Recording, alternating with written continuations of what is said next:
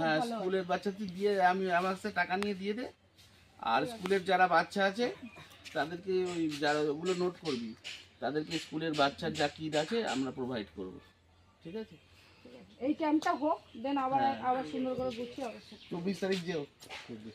ঠিক আছে, আমি তো ওখানেই থাকি পাইকারি বাজারে, আর কোনো অনুষ্ঠানে তো জানতেই পারবো। ওই হেলথ সেন্টারের কথা বলছিলেন, এখানে খুব বড় বড় ডাক্তাররা আসবে বাড়িতেই তো, হ্যাঁ চোখের ডিপার্টমেন্ট বাড়িতে পর পর কতগুলো প্রোগ্রাম হয়ে গেল দেখলাম আমি। ঠিক আছে, এমআর গ্রুপ থেকে ওখানে 24 তারিখ আসবে, টোকেন দিয়ে দাও, টোকেন দেবে তোমাকে একটা, দেখবে